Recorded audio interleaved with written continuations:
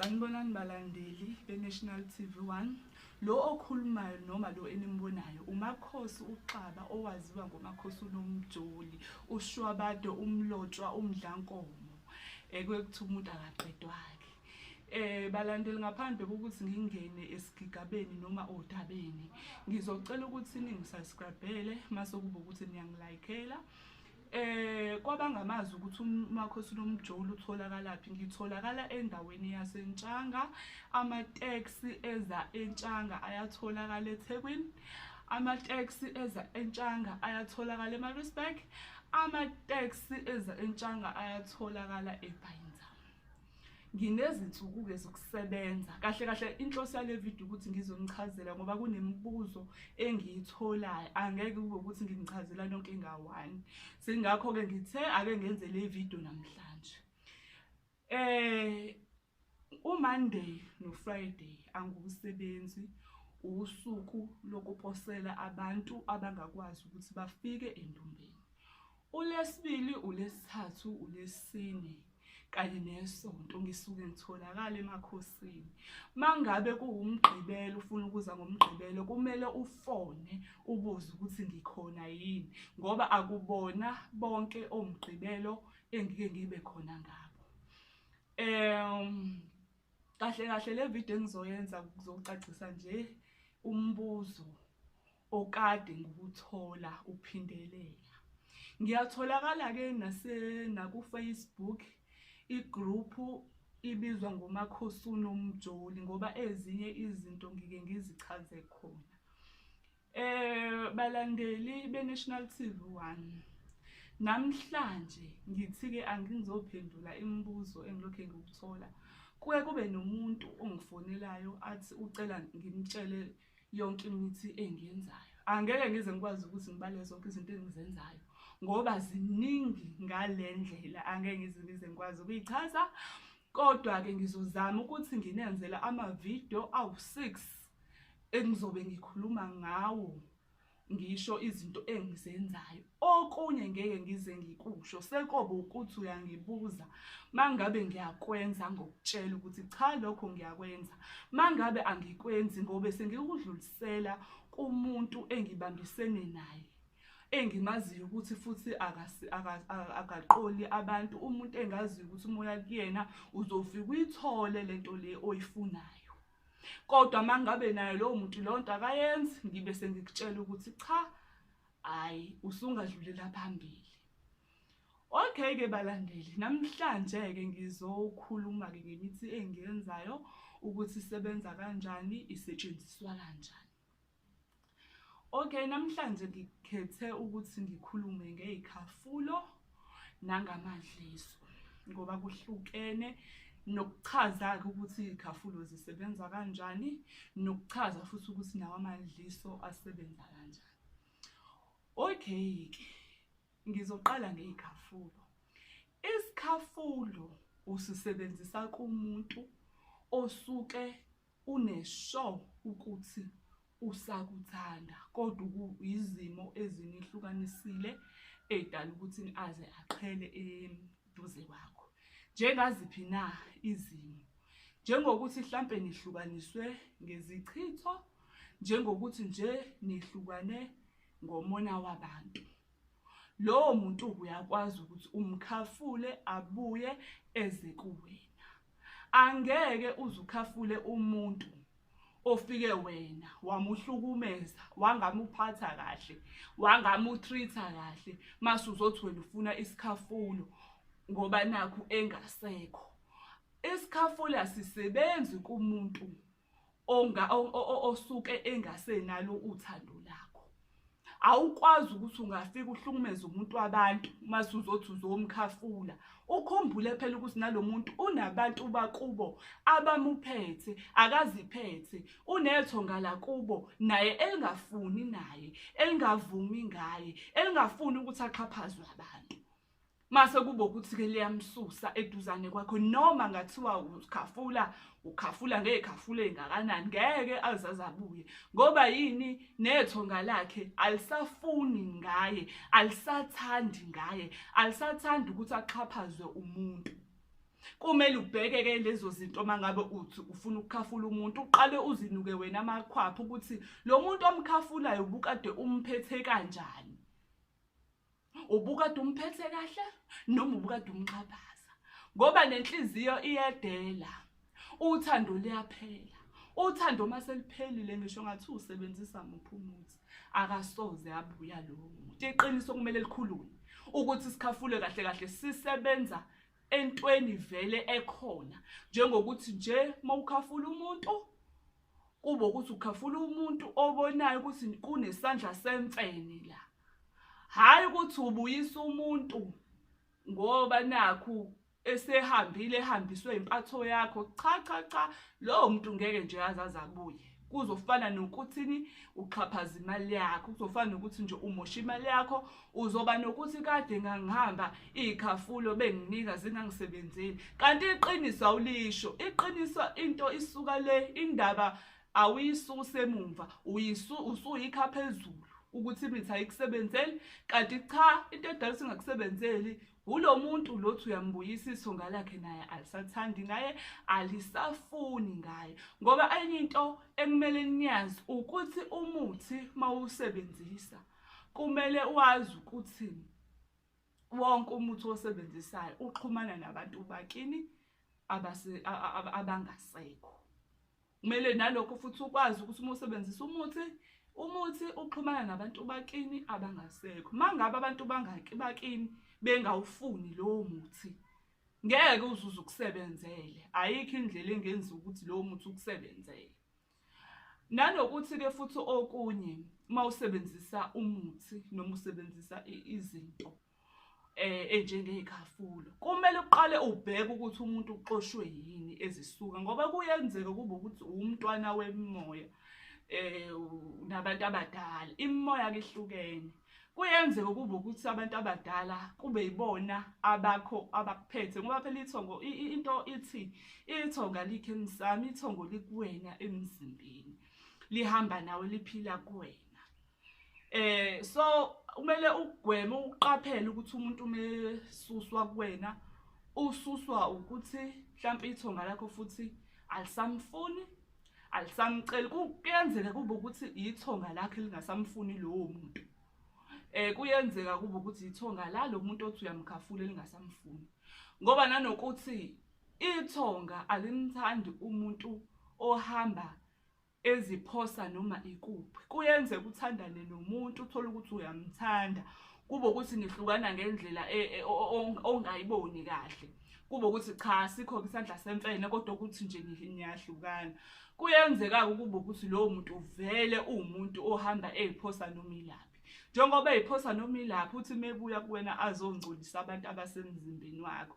Mase kube ukuthi-ke ithonga lakho kube ilona elimxoshayo. Wena mase uyaphinda-ke futhi uyamkhafula, ekumkhafuleni kwakho mebuya uzobe sezokudalela okukhulu, ngoba kahle kahle usuke uxwayiswa ngaye. Kodwa-ke sabantu sinokuthi siyathanda ukuthi silungise abantu bangaphandle okwethu singafuni ukukulungisa. Siyathanda ukuthi sifuna ukubuyisa abantu kodwa sikhohle ukuthi nathi siney'nkinga. Umuntu-ke futhi kumele uqaphele-ke nalokho, ngoba kunabantu abanye abalethwe empilweni zethu ukuthi nje bazosisiza, kube ukuthi indima yabo mase siphelile bayasuswa. So uma umuntu osebenzisa imithi kunezinto kumele uzibheke. Awukwazi ukuthi ungakhafula umuntu ebekubeni nawe kwesinye isikhathi kunezinto kumele ngabe uyazenza kodwa ongazigcinile enhlobo. Siyathanda ukuthi silungise izinto kodwa thina okwethu singakulungisi. Kuyenzeka kube ukuthi umuntu uyahlehla empilweni yakho, uhlehliswa ukuthi kunezinto wena okumele uzilungise. Ithonga malikushaya ngento oyithandayo, likushaya ngento ongayithandi. Nanokuthi-ke futhi akekho umuntu ongenalo idlozi lakubo elimvikele. Ngisho ngathiwa ngabe unemimoya, ngisho ngathiwa akanayo imimoya. So uma usofuna isikhafulo kumele uqaphele izinto eziningi, ungasho ukuthi umuthi wakasibantwana awusebenzi kanti inkinga ikuwena, kusanezinto ekumele udlule kuzona kodwa wena ozibalekelayo usuke uzazi. Ngoba phela likuphahlaza kakhulu malazi ukuthi into uyayazi kumele uyenze, mase kube ukuthi wena uyayibalekela. Ngekhafulo-ke nje kuyinto ekanjalo bengifuna ukuyichaza. Ngisazochaza-ke futhi ukuthi iy'khafuleni nazo zisebenza kanjani, ziyisima kanjani. Mase ngingenela ekudliseni umuntu osuke umthanda. Ngokwedliso, idliso li-eda othandweni olusuke lukhona vele. Awukwazi ukuthi umuntu mase engasakufuni mase wena ugijima uyothatha idliso. Lelo dliso lophenduka isichitho ngoba nje into ezokwenzeka uzohlezi nje ushawa, uzohlezi ucushiwe, uzohlezi umuntu enesikhwele esingekho esidalwa yilento oyenzile. Mawudlisa umuntu umudlise kusamnandi kusahlaleka. Ungasukumi ngoba sekulate ngoba uzobona engazuthi imithi oyisebenzisayo ayisebenzi. Kanti imithi iyasebenza. Kuyikona ukuthi nayo ingasebenzi masisifica inkinga. Ithi uqale iglide ilibazise. Izisebenze la ongasanakile khona, la ongasayitsheli khona. Nakhona futhi masisebenzile, mase kube ukuthi umuntu usumlungisile, useyilento oyifunayo. Mase kube ukuthi ke uba nenkinga ngoba umuntu mekuphathe kabi akumele usheshe uthathe isinqumo uthi hayi usibani sengiyamdlisa nangebaleka usebhizi nomunye akasanginake. Engaboyenza leyo nto ngoba iyona lento legcina abantu sebebulawa kuthiwa usibani ubulewa kuthiwa justice for ba, kanti thina umnyombo wendaba asiyazi. Idliso kumele ulisebenzise nje kusamnandi ingathi kuqale inkinga ngoba walisebenzisa umuntu esekuhluphile, walisebenzisa umuntu esekugile kaningi. Uyaba ilento ofuna ukuthi abe yona, kodwa mase ilento ofuna ukuthi abe yona kuhlale kubuye kuvuke izinto azenzile kuwena ngoba inhliziyo iyaxola kodwa ingqondo ayikhohlwa. Ungadlisi umuntu osumbonile ukuthi akuphileki naye. Dlisa umuntu ombonayo ukuthi unenhloso ngawe. Ungadlisi umuntu ombonayo ukuthi usagcwele ukudlala. Ngoba manje uzodlisa umuntu osagcwele ukudlala masuba nenkinga. Ngoba uzothi ungasamfuni sekubuye yonke lezi zinto lezi ayezenza kuwena. Masuthi wena usudecide ukuthi usuyamshiya. Uwe lo gijima emaphoyiseni wenza ama-protection order umuntu esema ngenhla kwakini. Esekufuna ngenkani. Umuntu nje dlisa umuntu ombonayo ukuthi uyaphambili. Ungadlisa umuntu ohlala naye uxakeke naye. Ngisho ukuthi abantu abaxakekile abangathandwa, cha ngisho leyo nto. Dlisa umuntu o-rich ngokomqondo. Dlisa umuntu obonayo ukuthi lo mangase kuthiwa uyashada naye kukhulu engakuzuza nobabili. Dlisa umuntu ombonayo ukuthi unenhloso ngawe ezinhle ngoba umuntu uma ekuthanda lithi iqiniso angeke uzuze umkhuze kaningi entweni eyodwa. Angeke uzumkhuze kaningi entweni eyodwa. Umuntu uma ngabe umkhuze entweni eyodwa lo muntu kuyakhombisa ukuthi akuyena owakho. Dedela indoda yomuntu ihambe. Dedela indoda yomuntu ihambe.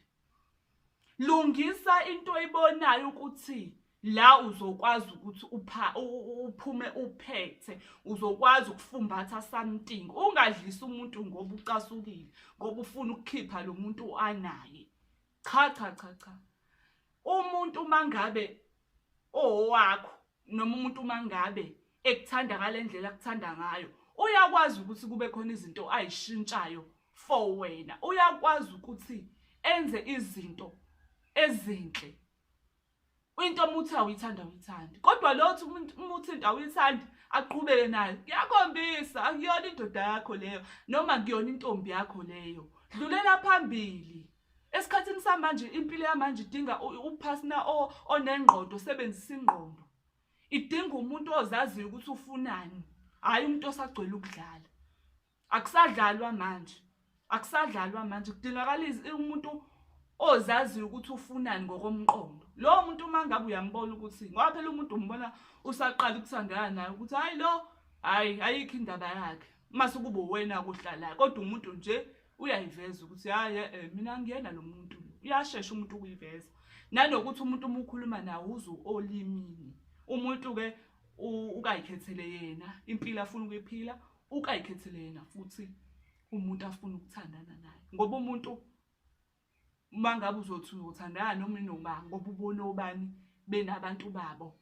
Ngoba phela i-pressure iyashaya ukuthi ubona umngane wakho ozwana nawe uyambona ukuthi izinto zemlungela kahle, wena uhlela unamuntu. Ugcina usunengcindezi usufuna ukuthi nawe uyavakasha uyaphuma uyahamba. Ugcina usuyifaka esilingweni. So engizama ukuqosha kahle kahle ukuthi mangabe udlisa umuntu ombonayo ukuthi ngingaphileka naye. Dlisa umuntu ombonayo ukuthi ukufisela okuhle. Ngoba idliso kahle kahle akulona elokudibhiza, elokwakha. Ungalokothi udlisa umuntu ngoba nakho ukuthi uyakuchithela lapha ya. Basakhona abantu aba-right emhlabeni. Ungagcinwe lento yokuthi bonke abantu bayafana. Abantu abafana emhlabeni. Bakhona kuyimanje sebesesitejini sokuthi abasenaso isikhathi sokudlala. Dlisa-ke umuntu ongasenaso isikhathi sokudlala. Iphasina yami awukwazi ukuthi ungahamba udlisa bonke abantu othandana nabo. Dlisa umuntu ombonayo ukuthi lo kungayeka phambili. Nakhona ekumdliseni kwakho, mudlise uney'nhloso ezinhle ngayo. Kungabe ukuthi udlisa umuntu ngoba nakho udiniwe, ufuna ukuthi ezwe ngawe. Dlisa umuntu ngoba umthanda, dlisa umuntu ngoba wazi ukuthi lo ngeke uzuze umshiye. Dlisa umuntu owaziyo ukuthi ufunani kuyena, uyini oyiphokaphele ngale relationship osuke ukuyona. Ongavela udlise noma ngoba idlisa kulona lokudlala. Uyotholakala ulengile, umuntu ekulengisile. Kuthiwa justice ifuba. Injalo nje indaba yedlisi ngoba kuyenzeka umdlisa umuntu ulibone ngazo salisebenzi. Kanti lisuke lisebenza, lisuke lisazi noma usilenzana. Kothi la livuka khona uthola ukuthi akusakwazi ngisho ukuphefumula umuntu uqumila. Dlisa umuntu omaziyo ukuthi akekho violence. Dlisa umuntu omaziyo ukuthi uyapi ngokwempilo. Ungavela uhamba udlisa bonke abantu. Ngoba umuntu ungathandana naye kuba ukuthi uxakekile ngendlela axakeke ngayo. Kodwa umuntu umqondo wakhe ngisho angaxaka kanjani. Kodwa mecabanga izinto ezipositive. Lo muntu uyabona hayi cha usibanibani ngaphileka naye. Usibanibani ngaqhubha naye. Angisho nje angishilo nasekuqalisa angisho abantu abayeka abantu ngenxa yokuthi uyambona ukuthi akanalutho. Akathi noma engenalutho. Kodwa umbona ukuthi mekhuluma lezi zinto ayikhulumayo uyazenza. Akagcini ngokukhuluma kuphela. Awungathi ukuthi udlisa umuntu ogcina ngokuphupha nje emohleni naye. Unembe usithele azenzele into ongayiboni kahle. Dlisa umuntu obonayo ukuthi cha lo ninezinto ezifanayo. Into eziningi ziyafana futhi nibambisene. Ngoba angeke uze ufune ukuba nomkhwenyana noma angeke uze ufune umfazi ebekubeni kunezinto eziningi eningazwani ngazo. Kunezinto eziningi eziphambene ezingahlangani malihleli. Kumele ukuthi umuthandana nomuntu kube umuntu enibonisanayo ngempilo, umuntu ozaziyo ukuthi ufunani. Indaba yesikhafulo namadliso ikanjalo nje. Nokuthi ke futhi isikhafulo sisebenza la kusuke kukhona khona uthando. Malungekho uthando ngeke isikhafulo sisebenze. Idliso kulona liyasebenza alinankinga noma lingathatha isikhathi singakanani. Liyasebenza lona ngoba lisebenza ngendlela yalo. Kuya nangokuthi umuntu unekhanda eliqinile noma unekhanda elilula. Kuba ukuthi ke kumele ulisebenzise kumuntu obonayo, hayi ukuthi usebenzise kumuntu obonayo na ukuthi ayingeke uzokubambezela ngoba uzothi usuthola lo mbonayo ukuthi uyena mase uyaqhela kuyena mase kuba ukuthi sekuba nenkinga. Usuzogcina usufaka amaphoyisa ufaka yonke into kanti nje lento yinto obungayigwema, into ebikade ingagwemeka. Okay ke balandeli bami, ikhafulo mina enginazo le ekhaya zu-3 zintathu. Esokuqala isikhafulo enginaso ngizomtshengisa. Isikhafulo sokuqala enginaso esokugquma. Esokugquma nasibalandeli. Isikhafulo lesi sokugquma. Okay ke isikhafulo sokugquma ke sisebenza kanjani na? Isikhafulo sokugquma sisiza mangabe umuntu wakho nihlukaniswe izichitho. Kube ukuthi mawusebenzisa sikhipha izichitho lezo osuke ufakwe zona. Kube ukuthi mase sisebenza noma usagqume ngaso 2 days noma 3 days, kube ukuthi umuntu usuyambona useyabuya. So nasisiza ngokuthi ke umuntu mangabe benihlukaniswe ichitho mawusebenzise sona, ichitho ziyaqhela, ichitho ziyaphela balandeli. Esani ke leso isikhafulo sokugquma sikuseva ekuthenini ngisho bekuthiwa ubufuna umuthi wokukhipha isichitho, sona nje siyawusikhipha isichitho ngendlela esenziwe ngayo. Okay, esesibili isikhafulo enginaso esolwandle, naso ngizimtshengisa.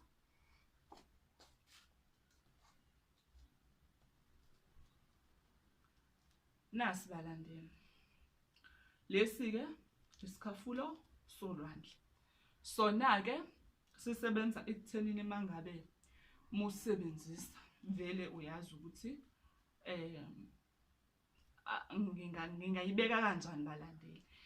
Lesi asinamngcele, asinamgomo, uyasisebenzisa nje mangabe ufuna ukukhafula umuntu wakho, mangabe mhlambe kunezinto umuntu wakho ofuna ukuthi akwenzele zona, mungabe uthandana naye, ukusebenzisa lesikhafulo kube ukuthi uyacela, uyamemeza ukuthini akakwenzele u1 no2 no3 ngaphandle kokuthi uze umudlise. Siyasebenza ke futhi nasekuthenini mangabe ufuna ukubuyisa umuntu wakho mawubona ukuthi uhambe ngendlela ongayiboni kahle, uyasisebenzisa. Siyasebenza ke sona, sisebenzisa nje amanzi olwandle mase kube ukuthi sidinga umchamo wakho wasekuseni wango3.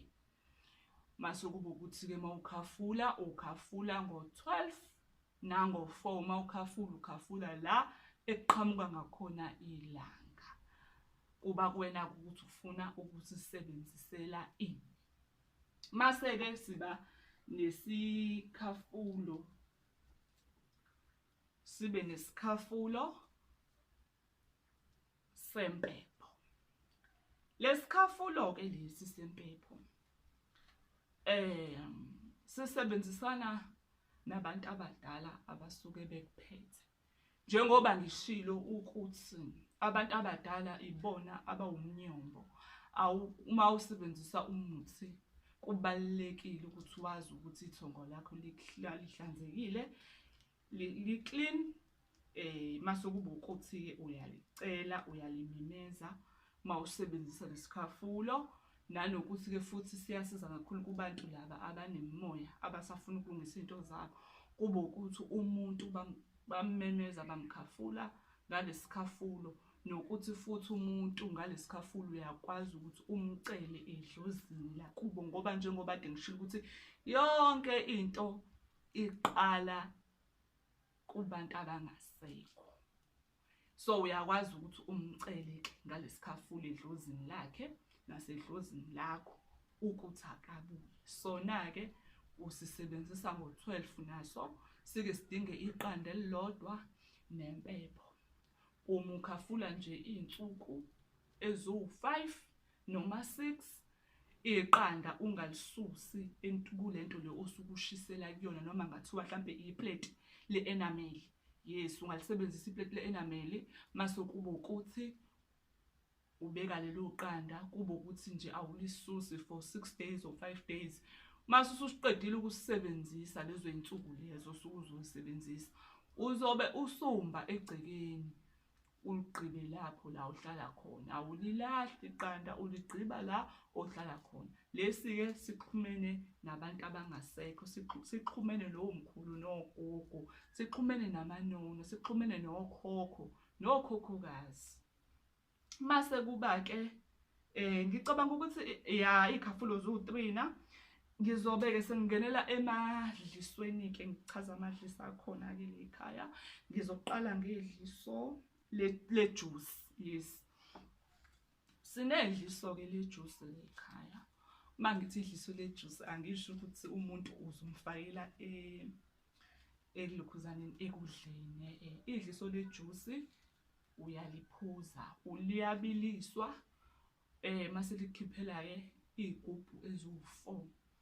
Idliso le juice kumsebenzi walo kubalekile ukuthi njengoba likukhiphela iy'gubhu eziwu-4 kube ukuthi isigubhu sokuqala uqale uyaziklina ngaso, kube ukuthi nje uyasiphuza uhleli ekhaya. Mase kube ukuthi-ke kube ukuthi-ke lezi ezinye iy'gubhu zizolindela indlela. Asikhethile-ke, alikhethile, liyasebenza kubantu besilisa, liyasebenza kubantu besifazane. Okay-ke, njengoba ngithi kumele isigubhu sokuqala uqale usiphuze uhleli, ingoba leli dliso liyaklina ngaphakathi. Liyaklina ngaphakathi, liklina nina. Kunabantu abasebenzisa imithi. Basebenzisa imithi, mase kube ukuthi bayiphuze, bahambe bayohlangana nabantu babo, mase kube ukuthi lo muthi awusebenzisile ukuthi umuntu ozolandela ahlangane naloyo muntu uzoba nesichitho noma uzoba nenkinga, uzomshiya nenkinga. Kunemithi-ke kanjalo yokuthi nje umuntu umcuphe, kube ukuthi asikho isidingo ucuphe yena, kube ukuthi into uzoyiphuza uhambe uyolala nalowo muntu. Mase kube ukuthi-ke uma ulale nalowo muntu, umuntu azolala nalowo muntu uzoba nenkinga. So idliso lejisi liqale likhiphe-ke leyo mithi leyo esuke ihlele esinyeni sakho, nanokuthi futhi ngisho mangabe unenkinga yamanzi ngaphansi uyakwazi ukuthi uliphuze, liyaklina, lishiya nje isinye somile. Ingakho kumele uqale uliphuze ungakazovakasha ukuze lizoqale liflashe yonke into engaphakathi esinyeni. Lenzani na idliso lejuice? Idliso lejuice lisebenza kakhulu ekuthenini mangabe umuntu wakho othandana naye akakuphi imali umuntu wesifazane, liyasebenza nje ngaphandle kokuthi uze umcele.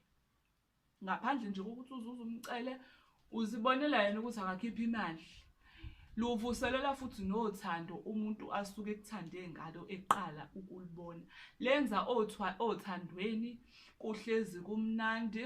Umuntu wakho mangabe uwumuntu mhlawumbe obukade ungaxoxi naye, mangabe uwumuntu obengakuniki isikhathi sakhe, likwenza ukuthi akunake, abe nendaba nawe. Mangabe bekunembono ngezinto mhlawumbe afuna ukuzenza, kodwa uthola ukuthi akakutsheli, yibona into isiyenzekile, akube kusaba-ke kanjalo, uyakufaka nje emaplanini akhe, uyakufaka ohlelweni lakhe. Kahle kahle nje usuke usuwuhlaka lakhe, uyakudinga, uvela kubona ukuthi nje ubaluleke ngale ndlela. Ukubona kahle ukuthi hayi cha, nangu umuntu lo engingakwazi ukuthi ngiqhube naye impilo. Nanokuthi-ke futhi-ke ukuliphuza kwakho liyaflasha emzimbeni izinto ey'ningi. Liyasebenza nje, lisebenza nje kanjalo, liyaflasha ey'ntweni ey'ningi, liyaklina nje esinyeni, liyaklina ey'ntweni eziningi, liyasiza ey'ntweni ey'ningi, nasezinsweni ziyaklineka. Lona-ke umsebenzi walo lokuthi livuselele uthando, umuntu wakhe akuthande, akuhloniphe, asabeke nokwenza izinto ngoba enokuthi usibanibani uzongelahlekela. Okay, sengizongenela edlisweni lephupho noma bathi idliso lephiko kwabazi kanjalo. Nanti-ke idliso lephiko, balandeli be-National TV1, idliso lephiko lisebenza kanjani na? Idliso lephiko kumele ulisebenzisa wazi ukuthi umuntu ozaziyo ukuthi ufunani, umuntu ozaziyo ukuthi lo muntu omdlisayo angeke uzuze udlale ngaye, angeke uzuze umkhohlise, ngoba aliphumi lona, ngoba awusuke ungalifakile, awulifake ekudleni, awuliphuzi. Lona lisebenza nje ngamaphiko awu-2 enkukhu. Uqabhisa amaphiko awu-2 enkukhu, mase uwafaka lo muthi. Uma uwafaka umuthi agqabhe, mase ivuthiwe inkukhu, uthatha elilodwa iphiko ulijikijele phezu kwendlu, mase kube ukuthi elilodwa iphiko uyalidla. Ngesikhathi ulidla uyakhuluma usho ukuthi sibanibani akasibanibani, imini ubani wakababa, ngithi makube nje, makube nje, makube nje. Usho phela izinto osuke ufuna ukuthi azenze, usho nento esuke ufuna ukuthi yenzeke. Lona-ke nje aliphumi, ingakho engazuthi ungalisebenzisa kumuntu vele owaziyo ukuthi hayi lo angeke ngize ngihlukane naye, noma ulisebenzise mangabe umuntu vele oseceliwe noma oselotsholiwe ngoba lona aliphumi ngoba alifakwa kuyena. Lona-ke lisiza kanjalo. Sengizokhuluma-ke ngedliso lokudla. Yes.